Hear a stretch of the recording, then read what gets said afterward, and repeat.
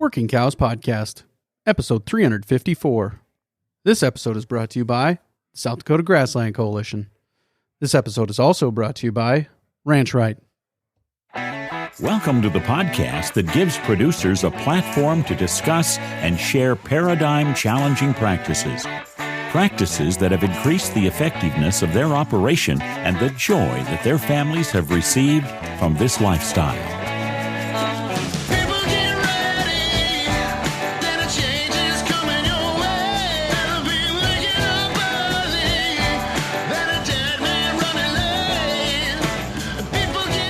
Howdy, everybody. This is Clay Connery, host of the Working Cows Podcast, recorded exclusively in the Understanding Ag Studios. And this episode is brought to you by the South Dakota Grassland Coalition. If you're in the business of managing livestock, you've probably experienced drought, shortage of time, not enough help, and hefty debt. But facing one or even all of these challenges doesn't have to leave you worrying about how you'll make it through another year. Learn how to increase your stocking rates, extend your grazing season, increase plant diversity, retain moisture in your soil, spend less time and money on weed control, and much more at one of the South Dakota Grassland Coalition's grazing schools. During this 3-day intensive program, area producers along with presenters from state and local agencies combine hands-on activities in the field with classroom-style presentations to walk you through the steps necessary to create a grazing plan that suits your unique operation. Reserve your spot at one of the 3 grazing schools today at sdgrass.org. Very excited to be joined today by Cooper Hibbard. Cooper is one of the members of the team there at Sieben Land and Livestock. I've talked to him a little bit about the history of that ranch before. That episode will be linked in the show notes page for today, workingcows.net/354, and encourage you to go check that out. Very, very interesting operation they've got there. And we're going to talk to him today about composite breeds and the importance of composite breeds for succeeding in grazing and what the composite breeds are able to do for them as they continue to develop these composites that are perfectly adapted or very well adapted to their environment. So Cooper, thanks for joining me again today on the Working Cows Podcast. Welcome back. Thank you, Clay. It's good to be back. So I was climbing over the fence today into the barnyard where I've got a Jersey heifer and a Red Angus, kind of maybe an Irish red bull. And it's the wind chill this morning was 20 below zero. And I'm thinking, I'm asking a lot of a Jersey heifer from the Jersey region in England to come here and to thrive because it doesn't get 20 below in Jersey. They get whatever they get, 60 inches of rain a year, and they've got different soils and they've got this and they've got that, and so it kind of was I don't know how you want to say it. I red pilled myself. So yeah, I guess I had this moment of clarity, like, we're asking these animals to thrive in an environment so different from the one that whatever it is, hundreds or thousands of generations of them have been in, and now we're asking them to come and do that well. And so then it further down that thought process was, well, maybe the answer, rather than trying to find one particular breed, is to develop a composite breed that can do well in our environment, in our zip code. And even in America, that's going to be vastly different because central Montana, west central Montana is vastly different from Missouri, is vastly different from Virginia, and so is vastly different from Florida. And so we have all these different variations, and just to think that we can grab one particular breed and bring them here and expect them to adapt is a big ask. Would you agree with that? Wholeheartedly. Yeah, I would. I think that's well said. So what has been your experience with composite breeds? So my experience with composite breeds dates back to probably 2006. My uncle Chase, who has managed a ranch for nearly 45 years, he started bringing on some black composites in 2006 or so, from Radokovich's in Iowa. And actually, when he brought him on, it was a big family discussion. I remember all the emails going back and forth and about the benefits of composites. And so we had these composites side by side with low input Black Angus bulls from renowned bloodlines, and running our environment, and became pretty clear that the composites were just a hardier animal. And that was on the front end of that black composite being developed. And then, of course, through the years, it's gotten better and better. And then, so through that exposure, I became a real believer in composites, and not just exposure to on the ground and seeing them phenotypically and how they handled themselves in this environment and how they held up, but also being exposed to the science behind composites, which is, I believe, in the 1980s, two main studies out of the Mean Animal Research Center from Clay Center really captured the strength and benefit in having these composites and why composites work. So the science behind it, and I think you and I touched on this in that last episode where you and I visited, so I'll just try and glass over it so we're all on the same page. But basically, if you have a true composite, would be 5 or more breeds under one hide. And if you have that genetic variation within one animal, then you capture about 88%, 83 to 88% heterosis. Heterosis is your hybrid vigor. And a F1 cross, so a black baldy cross, would have a 100% heterosis, 100% hybrid vigor. But then when that calf becomes a cow and has a calf, that second generation, the heterosis is diluted by half.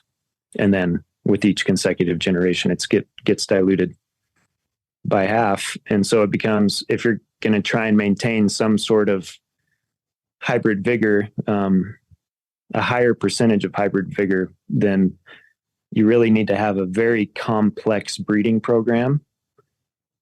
Or you can use a true composite and capture that 88% heterosis effect that does not get diluted from one generation to the next. And that has a very tangible result and correlation to actual functionality on the ground, with better milking ability, higher longevity, more fertility, more resistance to disease, higher doability on grass, like 30% fewer calories needed to get the same result as one study that I saw. And so it's very real.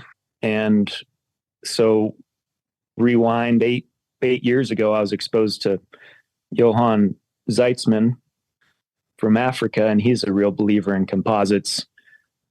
But his take on it is that the heterosis effect is just a side benefit. The real effect is, to your point, mixing and matching breeds to better fit your environment.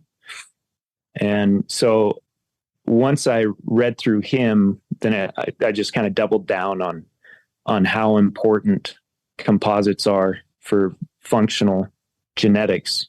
If you're in an operation that really has taken out the crutch from underneath your cows and are relying more on them to work with Mother Nature and perform without being too propped up. Is that content from Zeitzman, is that in his book, Man, Cattle, and Veld? Is that where you found that? It is. Yep. Yep. So I want to back up to the beginning of the history of composites at Sieben Land and Livestock. And you said 2006, and they came out of Iowa.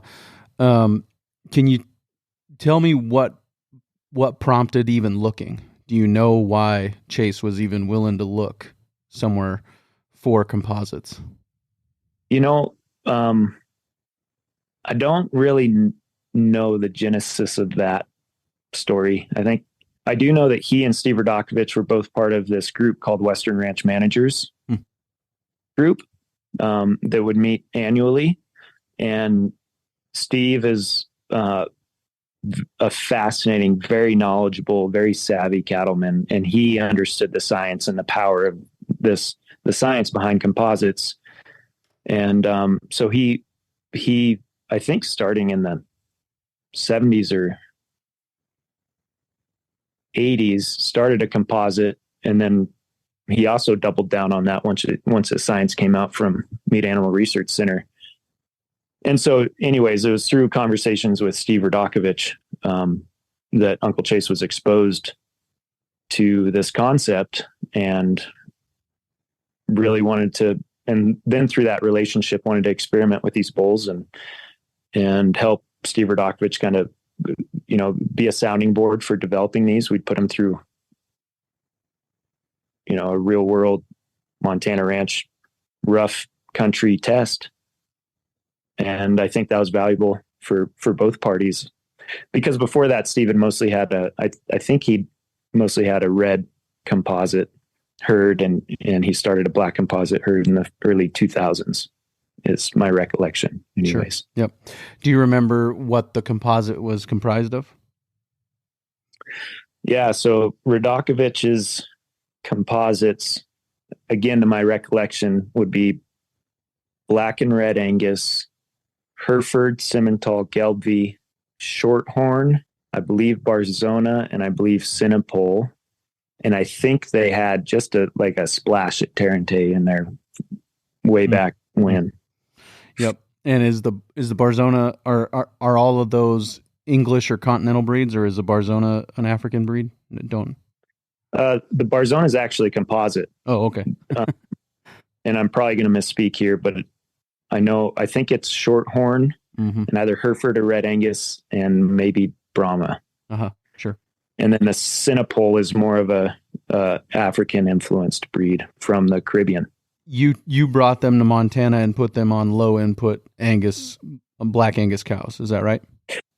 Yeah, for the most part. I mean, it's just a classic commercial herd.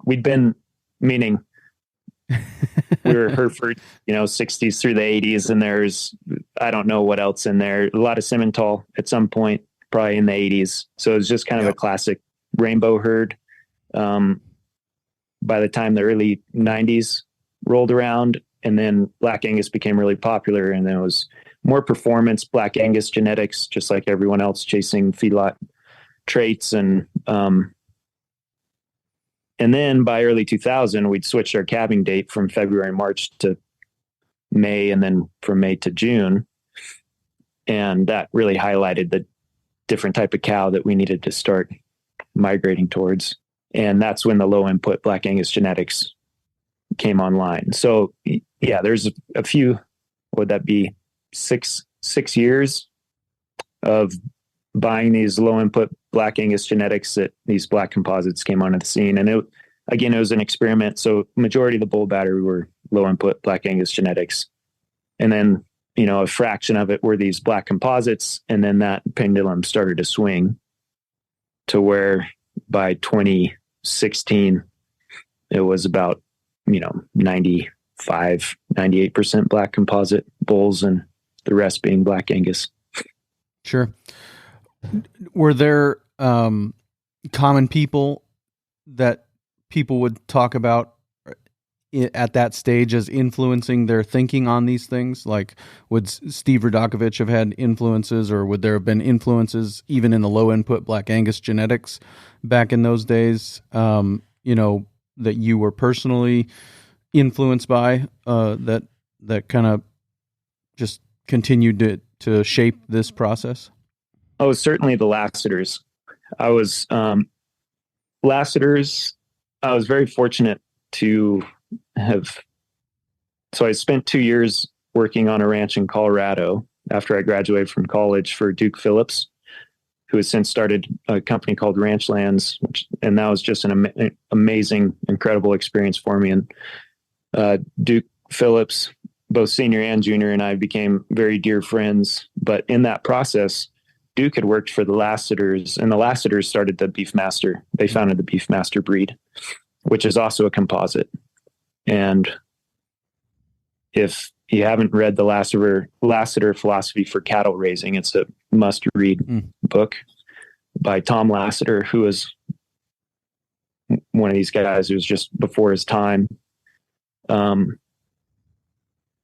Anyway, while I was working with Duke it was about three different seasons, I was able to go up and help be a part of Dale Lassiter sorting through their herd sires prior to the bull sale, who they were going to keep for the Lassiter Foundation herd and who they were going to sell, and which was a day-long process. And just being able to rub shoulders with him and be around him and talk about how their eye for cattle and their thinking behind why they're making the decisions that they and the sorts that they were, and all of this after I already had the Lassiters on a pedestal, after reading that book and being exposed to it. And so it was just this incredible experience for me. And then prior to that, I'd worked on a ranch in northern Mexico that was also influenced by the Lassiters. They had some Beefmasters, but they also had a line-bred herd of Herefords that had been closed for, at that time, it was 43 or 47 years. And it was one of the most beautiful herds of cattle I'd ever seen. And even though it was a line-bred herd, they'd instituted for the last 40 years the Lassiter philosophy of cattle raising. And the proof was in the pudding. And so it was just kind of this mix of how to match, not necessarily composites, but just how to set up your genetic selection criteria to where you do get cattle that fit the environment. I would say that those three people, Duke and Dale Lassiter and the Lassiter family, and Tavo Bermudez down in Mexico, were probably who had the biggest impact on me. Yeah. In my thinking. And then, of course, Johann Zeitzman further down the line. Do you think that most of these people trace their lineage back to Jan Baansma, or are there other names that should be thrown in there as far as earlier guys that were really figuring this stuff out? Yeah, I can't speak for the Lassiters of who influenced Tom Lassiter. It might have just been him and his observations and Mother Nature. But certainly the Bermudez family in Mexico were equally influenced by Jan Baansma. Yep. And I think that you shouldn't undersell, or nobody should undersell somebody's ability to observe things on their own ranch and make the right decision, right? Like, I've quoted it now, I think in back-to-back episodes, maybe depending on how these release, but Logan Pribino has one of my favorite quotes of all time, that the best fertilizer a farmer or rancher can add to his field is his shadow. If you're out there and looking at it and observing it, that you will notice things and see things that you wouldn't otherwise see. And so, I totally would say that Tom Lassiter, just if he had the skills to observe and be willing, and I think the second half of that equation is be willing to do something that nobody else is willing to do, right? Be willing to do something that will make the neighbors think you're crazy or whatever.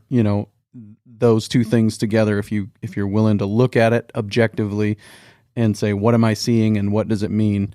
And then say, okay, that means I should do this, and I don't care what anybody thinks necessarily about what I'm doing, because I think it's what's right for my zip code and my style of management. I agree. I think that's how all this came about, was people's willingness. Well, first, their observation skills and willingness to be honest with what they're seeing, and then willingness to experiment in a way that was constructive, like the fail fast, fail cheap, fail forward method. And then learn from that and observe and be honest. And it's just kind of this small feedback loop that keeps getting bigger and bigger and bigger.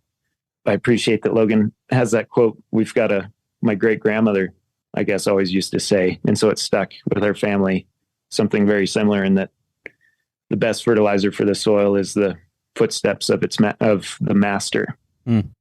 Yep. And I have a friend, one of the board members here at the church where I'm a pastor. He's full of proverbial statements, and not all of them come from the book of Proverbs, but one of them is the eye of the master fattens the lamb. That if you're out there looking at them, you'll notice things that you could potentially fix before it's causing an issue. And so, yeah, they're all. And really what we're talking about is the journey of mastery too. Yeah. Right. Yeah. Which is something that should grip people, hopefully. Yeah. Yeah. Humility, right? If you're not willing to look back at what you produced 5 years ago or the way you thought 5 years ago and say, what was I thinking? Yeah, right. Yeah. You have to be completely honest with what you're saying. If you're going to progress, you can't hide from the truth of what actually has happened or what is happening. And you just can't. Yep. Mother Nature makes darn sure of that. I want to tell you a short, funny story. Cause I'm looking at this book, on Amazon, and I'm sure there's a cheaper place to get it, but the Lasser Philosophy of Cattle Raising, it is a signed copy. Wow. January 1st, 1992 is when it was published. It's $399 on Amazon right now for a signed copy. Oof. Yeah. And there was another book. I can't even remember what it was now. I can see its cover. It was mostly black and yellow. And it was some book that, maybe it was thoughts and advice from an old cattleman or something like that from Gordon Hazard. It might have been that one, but anyways, it doesn't really matter because I was looking for it, and of course you find it on Amazon. You can always find it there, but it was like $1,100, and I was telling Aaron Berger from University of Nebraska Extension that it was $1,100. He's like, "Well, I've got a copy. I'll sell you." And I said, "Well, is it signed?" And he says, "I'll sign it." Yeah. for $1,100.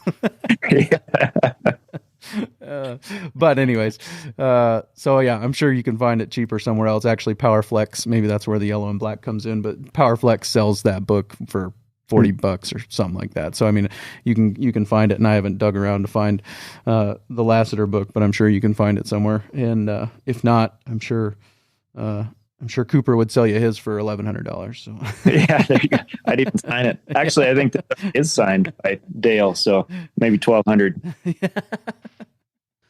Let's take a quick break and hear a word from our sponsor today, Ranch Right. Does a year's worth of tax prep stand between you and being able to send things to your accountant? Are you tired of email after email asking for documents that you don't know how to find?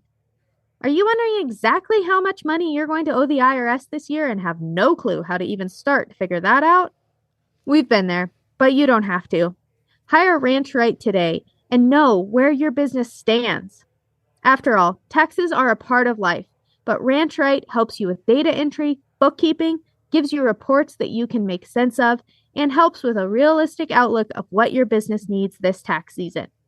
Visit www.ranchright.llc today and cross tax prep off your list. Yes. So I think what's another piece of this that's very interesting to me in the story of your family and your ranch is the culture that even at that time was open to experimentation, and that's maybe just a bit deeper level than the way I earlier asked the question about Chase and what was the genesis of that, but just the culture. I think that it speaks more to a culture that is open to new ways of thinking and trying to improve and trying to sharpen the axe and trying to master, achieve mastery, which is kind of one of those things that soil health is a continuum, right? I don't think I don't think anybody has found the upper limit of what healthy soil is and can be. And even the people who've been doing it longer than anybody else and doing it better than anybody else, nobody has said, okay, now I'm done improving this. It can't possibly be better than it is now. It just continues to compound and cascade in its positive effects. And I think that's mastery too. Like, you never actually get there. You don't actually reach that point, but you continue to try and improve where you're at. So can you speak to that culture that was open to experimentation? My family's really, really fascinating. So I'm fifth generation, 6 generations on the ground, and just like all generational producers, we're conservative by default. You need to be conservative because it's very different than my great grandfather who founded this place. He was a pioneer and he made it so he could lose it. And that has a different feeling with something that is passed down to you with a legacy attached to it. All of a sudden you play your cards a little bit differently. Yet with that, especially in the 4th generation, so my Uncle Chase, my dad, and my Uncle Whit really started to search for what is possible. And I think that that's kind of the underlying theme of that culture that I have wholeheartedly embraced, and maybe took it and ran with it in some instances too far, and certainly made people uncomfortable. But just this constant search for what is possible, that might have come from when my grandfather was killed in a plane crash when he was in his 50s, and no one was ready to take over the ranch. Uncle Chase was oldest, and I believe he was 26 or 27 at the time, and he was in the middle of a very promising banking career in California. And my dad was 24 at the time and certainly not ready, and same with Uncle Whit. They're twins.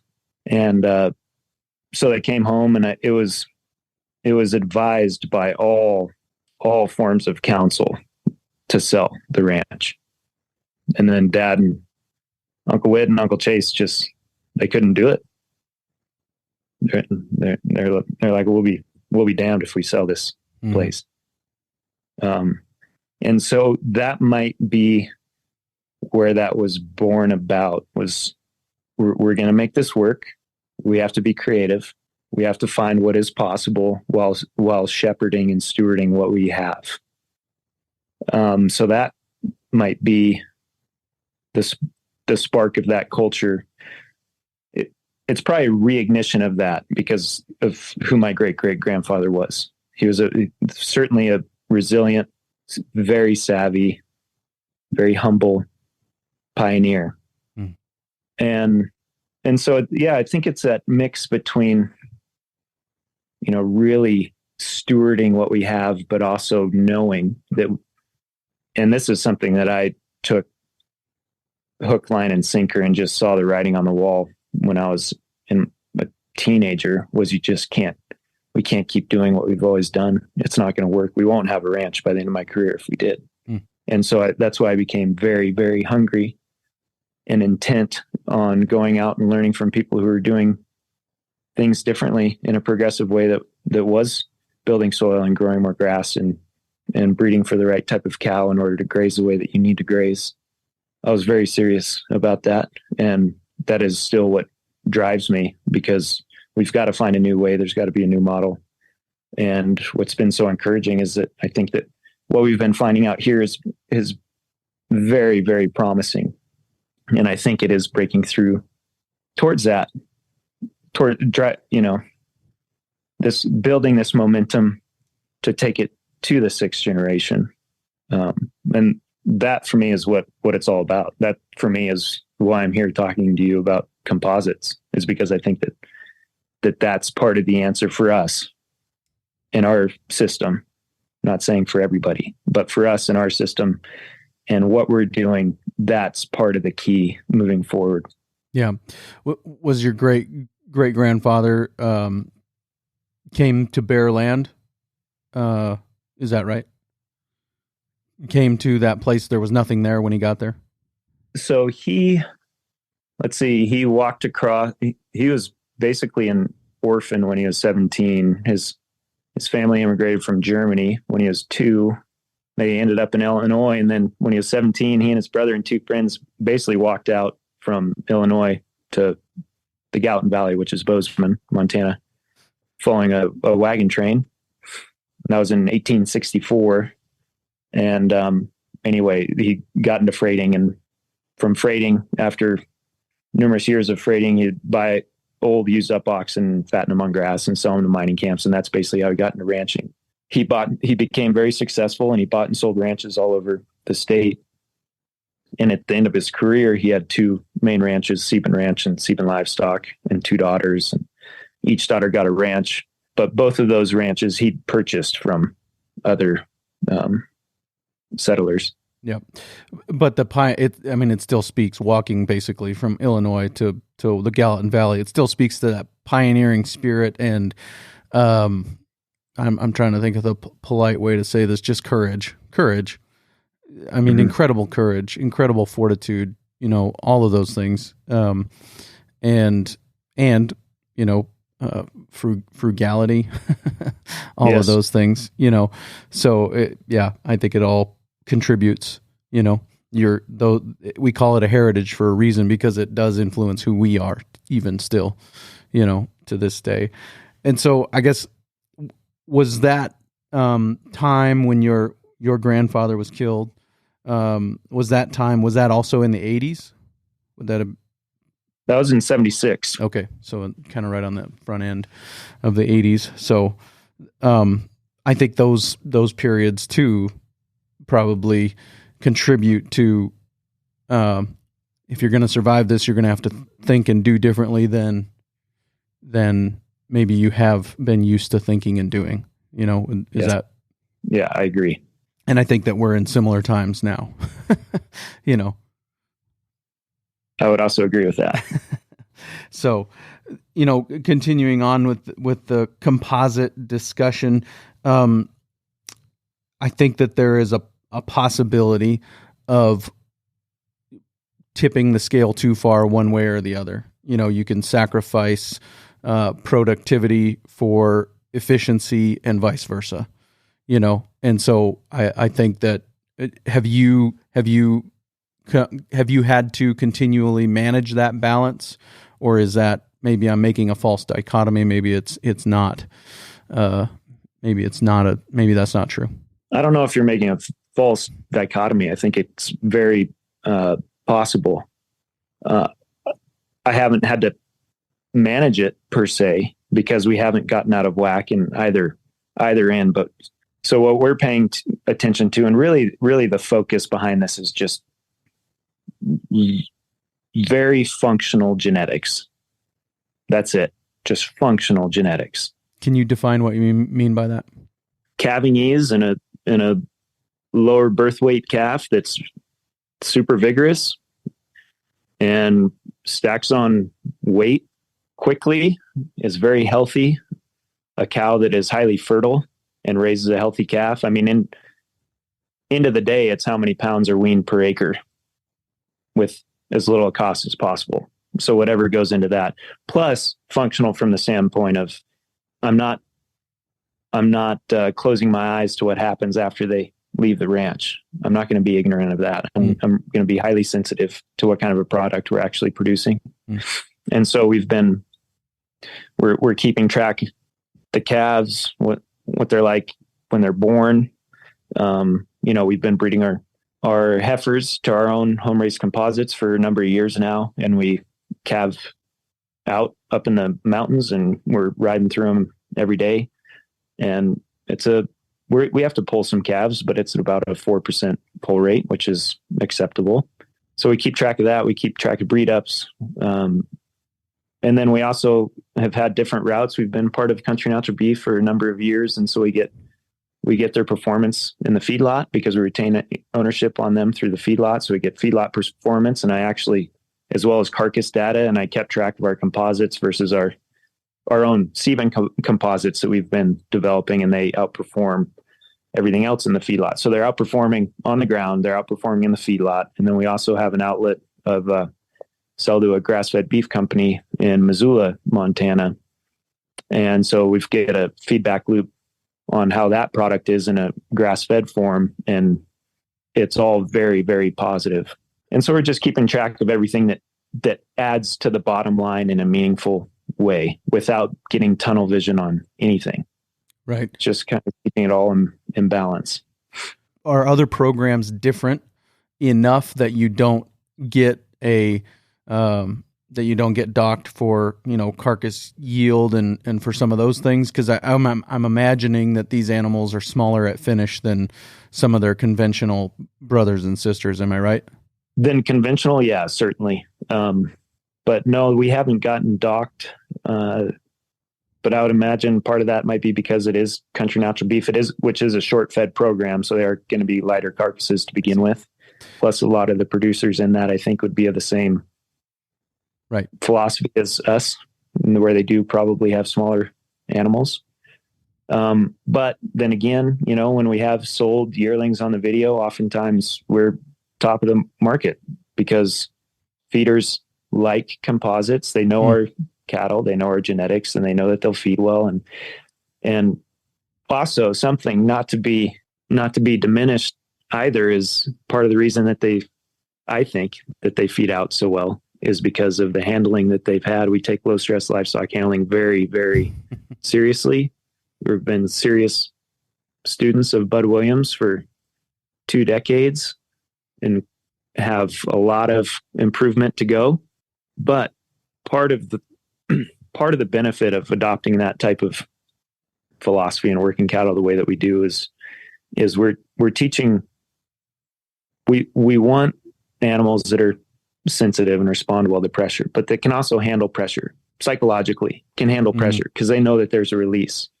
And so when our critters when they get shipped, I've had calls from buyers where they're like, hey, there was only a 7% shrink on these. Are you sure that your scale's okay on that end? Usually it should be at this distance, it should be 14%, but they're back again the next year buying them. The reason there was a 7% shrink was because they weren't stressed out.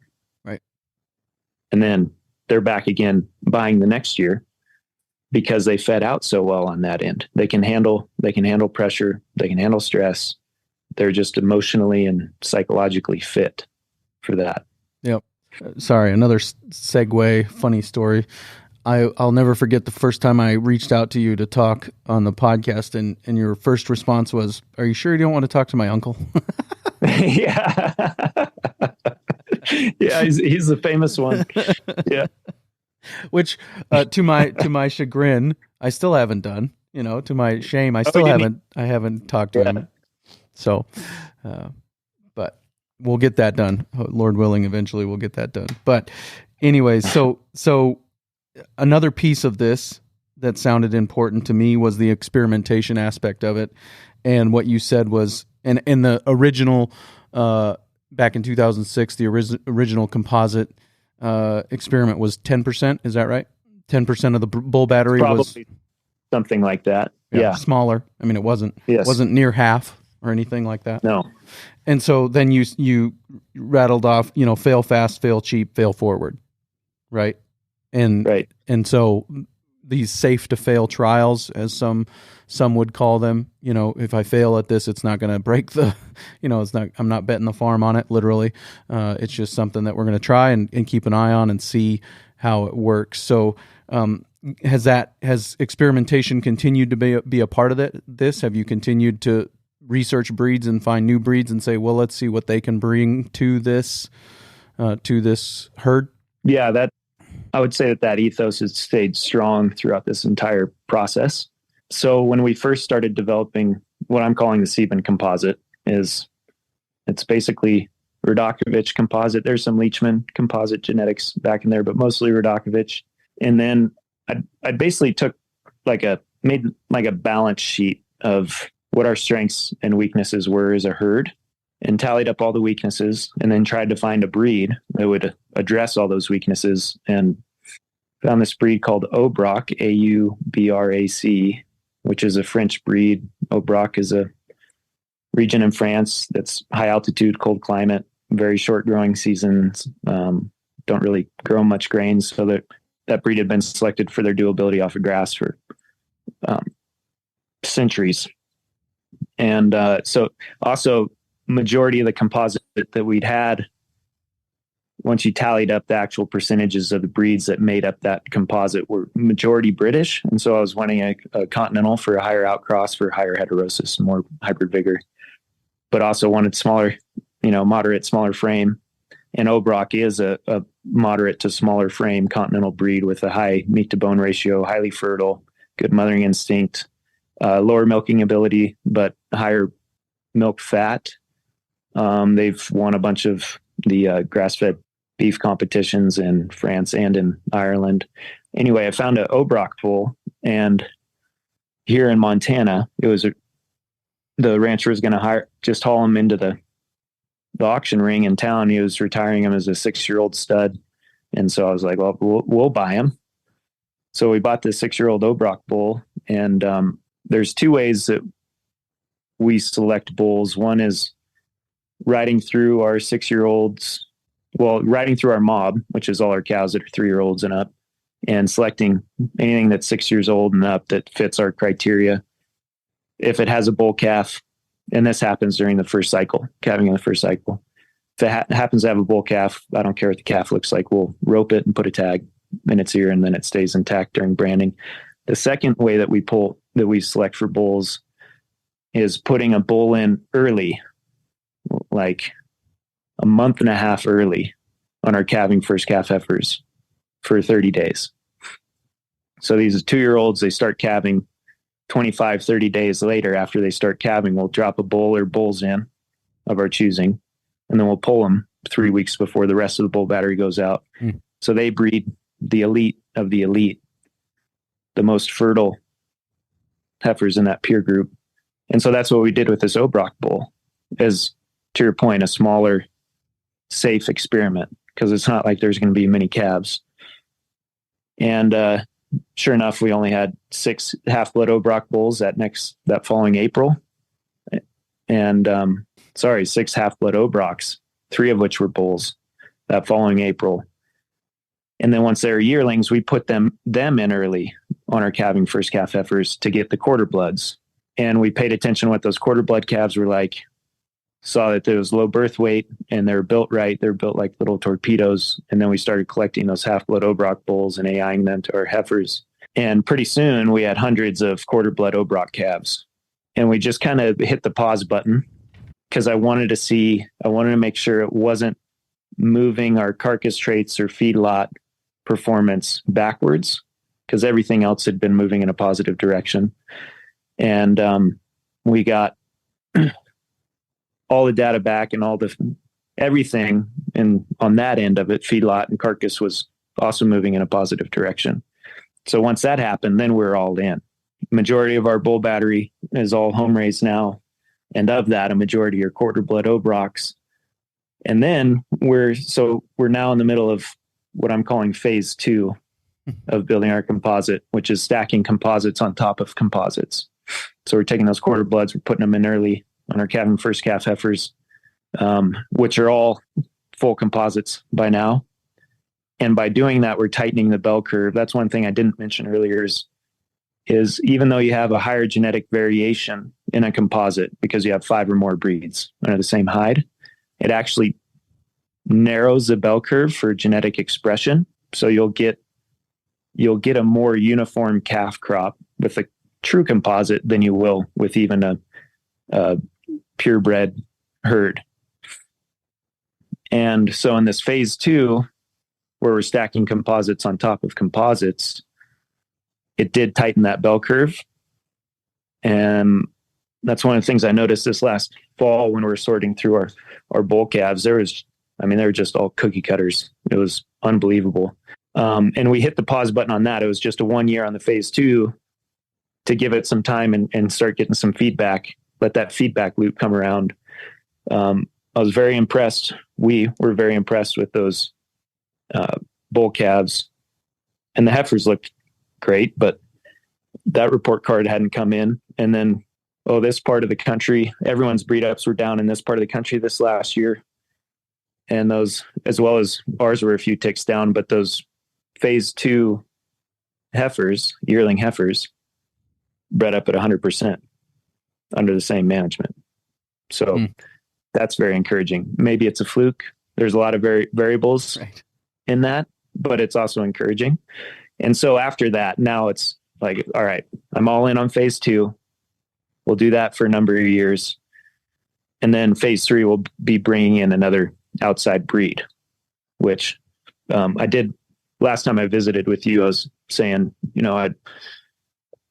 I'd love to find and source some Drakensberger Sieben, which is this breed in South Africa. And because of that, I was actually contacted by a guy who knew of a guy in Australia who had a Drakensberger Sieben, and he now has it here in the States. And I tried getting some this last summer, but it kind of fell through. So anyway, that's potentially one route that we'll go for what I'm calling phase 3. And then we just kind of keep compounding that. Phase 4 will be just stacking composites on top of composites. If we get to phase 5, it's another outside breed or maybe another outside composite. So is that just from a practical standpoint, as far as getting semen from other countries, are there some countries that are easier to get it from than others, I would imagine? Yeah, I think from what I've been told, it's almost impossible to get semen from Africa. And so this Drakensberger semen was coming from a producer in Australia. How do you remove the static, to your point about maybe it was a fluke that 100% breed up or whatever, have you found a way to remove the static? I just think that we're managing so many variables, right? When we start to think holistically, we start to recognize how many things are actually influencing it. And, from even, it was 95 degrees the day we turned the bulls out or whatever, there's so many of these variables that can introduce static noise into these experiments. So do you have a method for compensating for that or for removing it?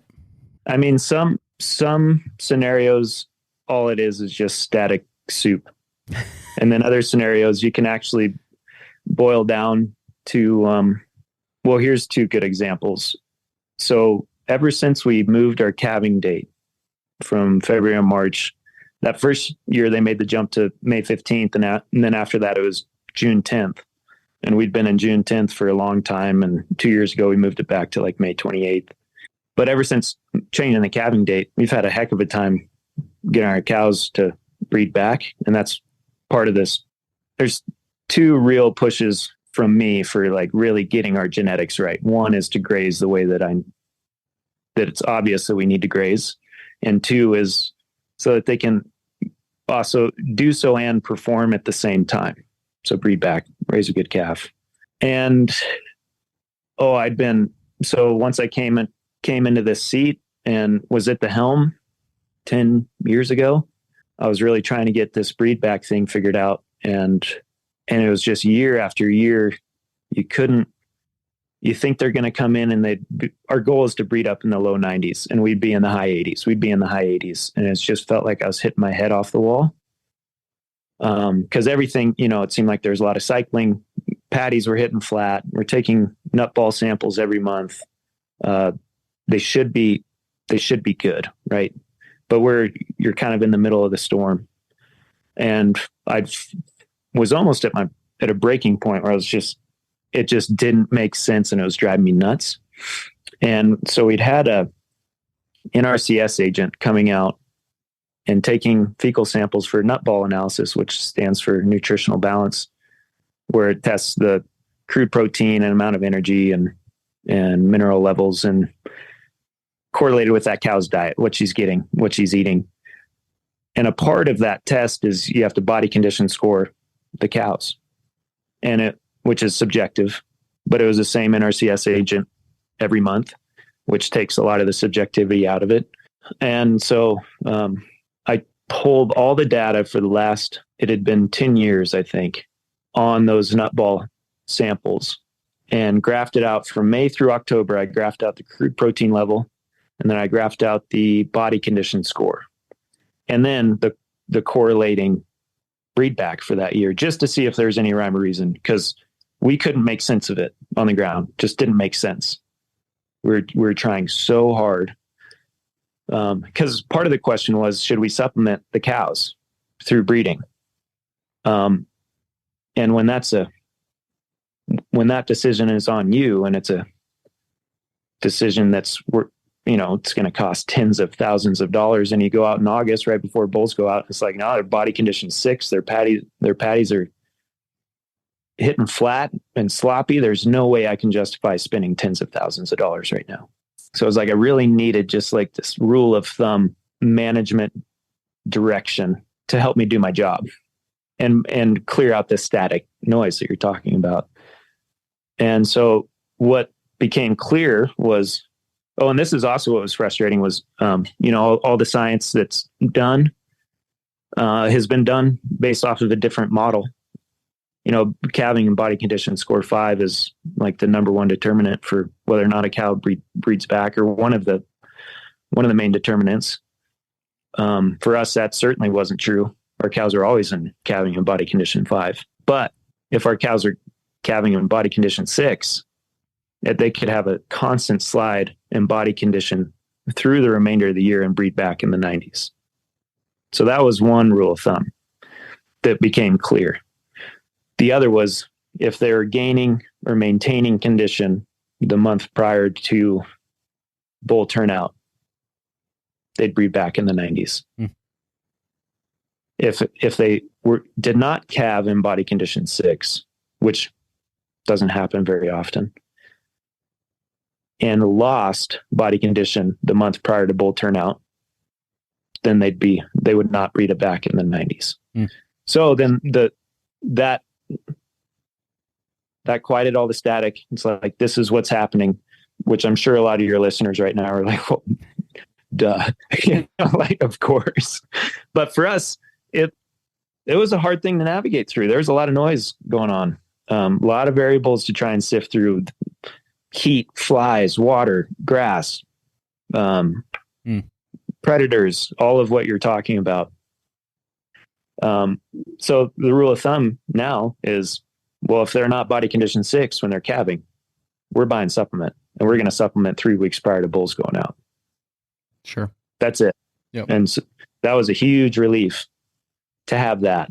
I've heard it said before that sometimes it's okay, or it's even good, to have variations in body condition throughout the year, and I'm wondering if that's also a contributing factor. Like you said, if they were losing body condition prior to turnout, or if they were not gaining body condition prior to bull turnout, that affected the breed back negatively. And I'm wondering if that, well, maybe if they slip a little bit prior to, a month or two prior to bull turnout, and then they're gaining, they're getting back into, they're on the uphill climb. They're on a positive plane of nutrition prior at bull turnout. If that would also contribute positively, or is that, do you think that's correct? I've heard people say they'd rather have a thinner cow on the gain prior to bull turnout than a fat cow. Right. That's stagnant. Yep. I think that gain is crucial. And, my Uncle Chase he's a real sheep man. And he's like, yeah, for sheep, like, it doesn't matter what kind of condition they're in for bucking season. As long as prior to turning rams out, they're on the gain 2 weeks prior to rams going out, and for the first 2 weeks. Yeah. Right. And I mean, that goes to flushing, right? In those, in those situations, you're flushing them and getting more twins, getting more multiple births generally when you have them on the gain and they're cycling harder. So, and that's a big part of profitability, as I understand it, in the sheep business is multiples and getting them to survive. So, a couple of things as we point towards wrapping up here. How do you manage gestational lag? I mean, you've alluded to it here, that you did that, the phase 2, part of that phase 2 experiment was that we're pausing it for now while we can get some of that feedback. And so is that just what it is? We're not going to do anything for a minute till we decide that this is a good thing to do. And then if it is a good thing to do, we'll move to phase 3, or do you take that time to do another experiment with another group in a different, with a different emphasis? So when we hit the pause button for 1 year on that phase 2, we just went back to what we'd been doing prior, which was taking our half blood Obrock bulls and putting them in early because we knew that program worked. So that's what we reverted to, which was still significantly more progressive or advancing us towards our goals than any other option at the time that we were aware of, other than potentially this phase 2. But now after seeing the results, we're all in on phase 2, and then phase 3 will be next. And when that happens, probably in the next 3 years, I'd imagine. Yep. And then the last question that I have written down here so far is, what has occurred to me is that there's a lot of these guys that are all about the genetics and all about finding these really functional females and functional genetics and all of these things. They're all in on the cow side of it. But a lot of them are, surprisingly to me, because the only people I was exposed to had both and approaches, but a lot of those people that are on that functional genetics journey really don't pay much attention to the grazing. Is that true in your experience? It's interesting that you say that. I can't think of, basically, yes, that is true.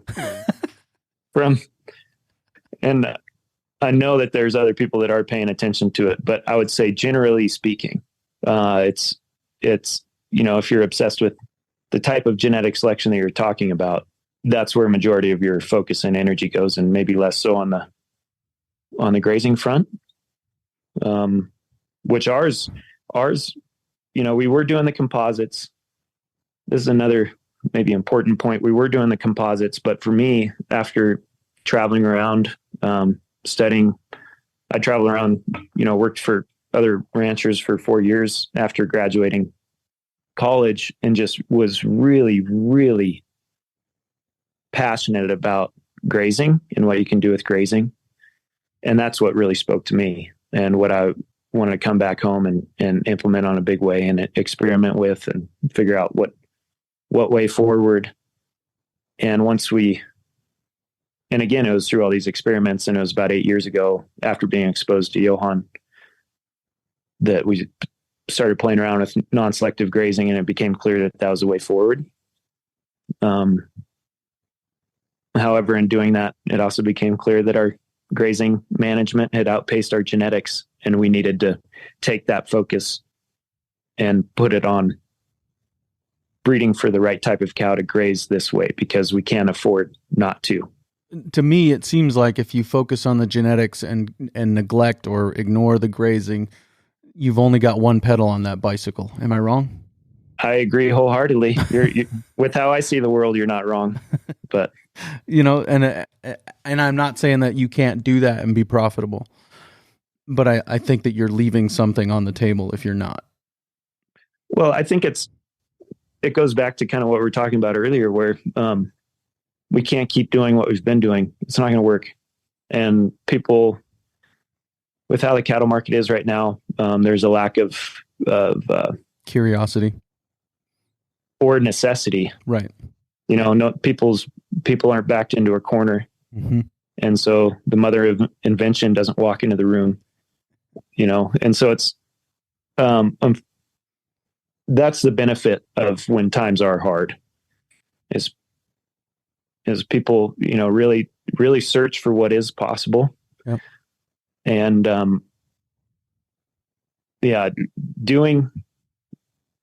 searching for and breeding for functional genetics without a real intent focus on pushing the envelope in the grazing department, you're leaving a lot on the table. Yes. So do you, at some point, do you think that you'll get back to the non-selective grazing? I mean, I know you're doing that on some level through some parts of the year. I don't know if you're doing it all year, 365 days a year, but do you think that once the genetics are right, you'll be able to do more non-selective grazing than you currently are? Maybe I misunderstand what's going on there, but yeah. So we basically do non-selective grazing all winter long with 2 different herds. We've got our coming 2 and coming 3-year-olds in one herd, and they're getting moved anywhere from 2 to 3 times a day, and just taking everything, and they're on supplement. They're on an energy and protein supplement to do that. Our coming 4-year-olds and up are in one big mob, and they're getting moved once a day, December through May 15th or so. And by that point, we're migrating up to the mountains.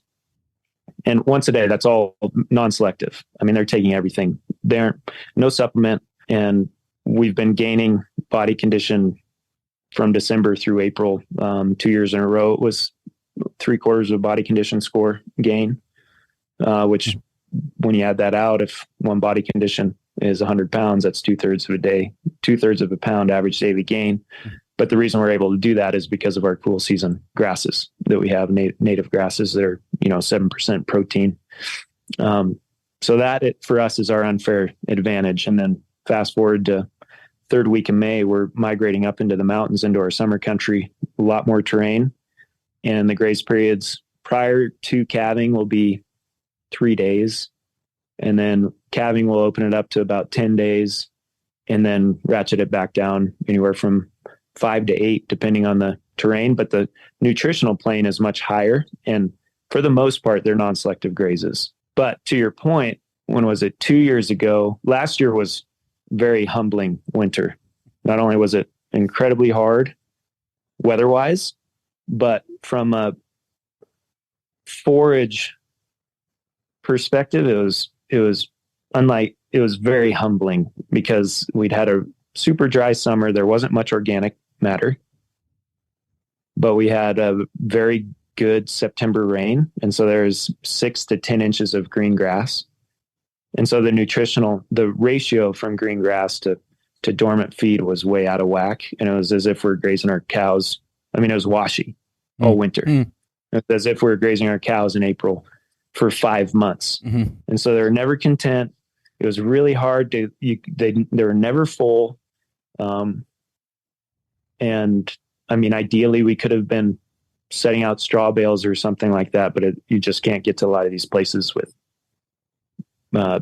large enough equipment to do that. So that was really tough. So if you ignore last year and rewind 2 years ago to a more quote unquote normal year, usually, because the mob is, as I said, coming 4-year-olds and up. So usually the 4-year-olds are in the poorest condition. They're still growing teeth. They're lowest in the pecking order. It's just life's tough for them. It's their first time in that scenario, in that system with that. There's 800 other cows in that group that they got to navigate through, right, and survive. But 2 years ago, the 4-year-olds were in the best condition, and they're like the first wave of our Sieben composites. So that's again really encouraging. And Dave Ward, our cow boss, he and I were talking. It's just like, man, could you imagine if and when the whole herd is like this? He was saying, he's like, I'm going to have to push them harder. So, I mean, you'd have options. You can either graze even more non-selectively, which I don't know how that's possible from what we're doing usually. Or you can leave calves on longer. There's just some real options there. Which probably contributes to better rumen development and, some other things that might pay dividends down the road. Leaving calves on longer, that is. Right. I agree. Yep. All the epigenetic factors that come into play. Yep. And this is, this conversation is obviously scratching the surface. And I think what it indicates to me is that somebody should probably start a podcast specifically focused on these things. And if somebody's interested in doing that, it would be a great marketing tool for somebody who wanted to sell bulls that were developed this way. And I'd be happy to help them do that. So I don't know who that would be, but reach out. I'd love to help you start it because it'd be a fascinating podcast. And I think there's enough people around doing these things that it would be good to talk to. There would be enough of them to keep it going for a long time. So anyways, to that point, is there anything, just something glaring that I missed or a question that I should have asked regarding this? I don't think so, Clay. Yeah, I think you did a great job. I appreciate the discussion and conversation. Well, I likewise, me too. I really enjoyed it, and I thank you for your time today. I appreciate it. Thank you. Very good stuff there with Cooper. Really appreciate him taking the time to join me again on the Working Cows podcast. It was a privilege to facilitate a panel discussion of which Cooper was a part at the South Dakota Soil Health Coalition's Soil Health Conference here just at the end of January. The video for that is now up on YouTube. If you want to go check that out, you can watch the video of my discussion with Glenn Elzinga, Zach Smith, Cooper Hibbard, and Jay Fuhrer, and that was a fun opportunity. That was also episode 350 of the Working Cows podcast. So if you missed that, you can check that out in the show notes page for today as well. Looking forward to next week on the Working Cows podcast. We're going to be talking to Brian Doherty, one of the team members there at Understanding Ag. We're going to be talking to him about nutrient management, managing the nutrient cycle, managing carbon cycle, managing water, and all of those different things that go into managing the nutrients on our place. So we'll see you again real soon with another episode of the Working Cows podcast. We invite you to visit workingcows.net to subscribe to the show via iTunes or Stitcher. You'll also find detailed show notes pages, resources from our guests, and the industry leaders who have influenced them. For more ideas on putting your cows to work for you in a more profitable way, tune in next week.